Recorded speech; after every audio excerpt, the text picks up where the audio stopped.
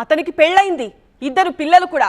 అయినా ఊరుగాని ఊరు వెళ్ళి మరొక యువతిని లవ్ మ్యారేజ్ చేసుకున్నాడు.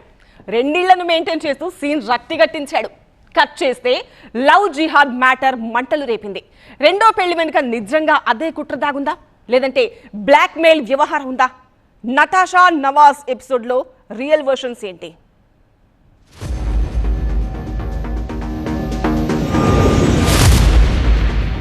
నటాషా నవాజ్ వీళ్ళది ప్రేమ పెళ్లి. కొన్ని నెలల పాటు కాపురం కూడా చేశారు. కట్ చేస్తే నమ్మి వెంట వెళ్తే మతం మార్చడంతో పాటు కొందరికి అప్పగించాడన్న ఆరోపణలు కల్లోలం రేపాయి.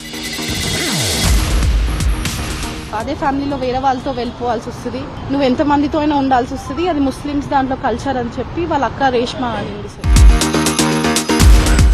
నటాషా వెర్షన్ అలా ఉంటే నవాజ్ ఏమంటున్నాడో వినండి. చచ్చిపోతానని చెప్పి బాధపడి చచ్చిపోతానని భయపిస్తుంటే ఆ అమ్మాయి పెళ్లి చేసుకున్న వాడిని ఇలాంటి పనులు చేయాల్సిన అవసరం నాకేంటి? ఇది మ్యాటర్. ఇద్దరిలో ఎవరి వాదనలో నిజముంది? అసలు ఇది లవ్ జిహాదా, బ్లాక్ మెయిలా?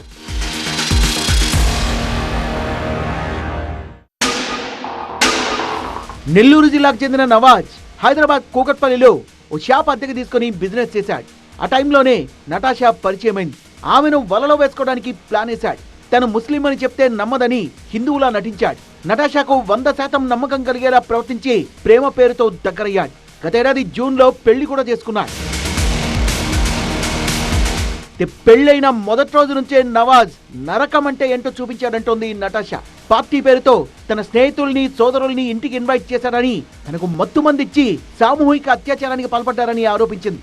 భర్తే స్వయంగా ఈ ఘాతుకానికి ప్లాన్ చేశాడని తెలిసి షాక్ అయ్యారంది నటాషా. శారీరకంగా మానసికంగా హింసించడమే కాకుండా ఆర్థికంగానూ దెబ్బతీశాడని ఆవేదన వ్యక్తం చేసింది. అన్ని రకాలుగా మోసపోయానంటూ కూకట్పల్లి పోలీసులకు ఫిర్యాదు చేసింది. ఫస్ట్ నాకు పరిచయం అయినప్పుడు కన్వర్ట్ అయ్యానని చెప్పి సర్టిఫికేట్ చూపించారు సార్. నాకు నవదుర్గాన్ని చేంజ్ చేయాలని చెప్పారు. జూలై 28కి పెళ్లి చేసుకున్నారు సార్. తర్వాత నన్ను ముస్లింలోకి మార్పించుకున్నారు సార్. నజీరా అని పేరు పెట్టారు సార్. నేను వెజిటేరియన్, నాన్ వెజ్ తినను. బీఫ్ తినిపివ్వడము, కల్మా చదివించారు. 16.7 lakhs తీసుకున్నారు. దాని తర్వాత మళ్ళీ మా మమ్మీ ల్యాండ్ అమ్మిపించారు సార్. మళ్ళీ మా మమ్మీ గోల్డ్ చైన్ అమ్మిపించారు. వాళ్ళ అక్క వాళ్ళందరూ వచ్చి వాళ్ళ అక్క అదే అనింది, అంటే రేపటి రోజు నవాజ్ నీకు డివోర్స్ అంటే వాళ్ళ దాంట్లో తలాక్ అని 3 సార్లు అంటే తలాక్ అయిపోతుంది అని చెప్పింది నాకు. ఒకసారి నవాజ్ అలా ఇస్తే నువ్వు వేరే వాళ్ళతో, అదే ఫ్యామిలీలో వేరే వాళ్ళతో వెళ్ళిపోవాల్సి వస్తుంది, నువ్వు ఎంతమందితో అయినా ఉండాల్సి వస్తుంది, అది ముస్లిమ్స్ దాంట్లో కల్చర్ అని చెప్పి వాళ్ళ అక్క రేష్మా అనింది. నటాషా ఆరోపణల్ని కొట్టిపడేసిన నవాజ్ తనకు ఆల్రెడీ పెళ్లై పిల్లలున్నారన్న విషయం తెలిసి కూడా రెండో పెళ్లి చేసుకుందన్నాడు. పైగా ఎవరికి చెప్పొద్దని నటాషానే వేడుకుందన్నాడు. చేసుకున్నాను, చచ్చిపోయాను. దాని తర్వాత నేను రెండు నెలలు రీహాబ్ సెంటర్లో ఉన్నాను. ఇప్పుడు నువ్వు నన్ను వదలకూడదు, నువ్వు నన్ను వదిలితే నేను మళ్ళీ చచ్చిపోతాను అని చెప్పి ఎమోషన్ బ్లాక్మెయిల్ చేసింది. నేనేంద్రా అంటే 3 రోజులు 4 రోజులు కరెక్ట్ 4 రోజులు కలిసిన అమ్మాయి రిజల్ట్కి దాకా తీసుకెళ్ళి ఇక్కడ దాకా వచ్చిన తర్వాత ఇప్పుడు ఇలా ఏం మాట్లాడుతుందో నాకు అర్థం కావట్లేదు అని చెప్పి నేను అక్కడి నుంచి వచ్చేసాను. ఇంకా తనకి ఆ రోజు నెక్స్ట్ డే మార్నింగ్ ఇంటి దగ్గర దింపేసిన తర్వాత చెప్పా, నాకు ఆల్రెడీ మ్యారేజ్ అయింది, నాకు 2 పిల్లలు ఉన్నారు, ఇలా నేను వచ్చి ఇక్కడ పని చేసుకోవడానికి. అప్పుడు నేను అక్కడ ట్రేడింగ్ షాప్ పెట్టాను అనమాట. తనేం చెప్పింది, సరే నీకు పెళ్ళిళ్ళైనా పర్లేదు, నీకు కావాలంటే సెకండ్ వైఫ్ లాగానే ఉంటాను, కానీ రేపు ఒకవేళ మా అమ్మ వాళ్ళు తెలిస్తే ఎవరికి చెప్పకు, నీకు పెళ్ళినట్టు పిల్లలున్నట్టు ఎవరికి చెప్పకు, ఎలాగో నువ్వు హైదరాబాద్లో ఉంటావు, ఎప్పుడో ఒకసారి నెలకు ఒకసారి పోయి వస్తూ ఉంటావు నెల్లూరుకి, అంతే కదా, ఎవరికేం చెప్పాల్సిన అవసరం లేదు, నువ్వు ఎవరికేం చెప్పబాక అని చెప్పింది. అత్యాచారం ఆరోపణల్లో కూడా నిజం లేదన్న నవాజ్ బ్లాక్మెయిల్ చేస్తే పెళ్లి చేసుకున్న వాడిని నటాషాతో అలాంటి పనులు ఎందుకు చేయిస్తానని ఎదురు ప్రశ్న వేశాడు. నేనున్న ఇల్లు ఉంది కదా, ఆ ఇంటికి ఎంట్రన్స్లో CCTV కెమెరాలు ఉన్నాయి, ఓకేనా.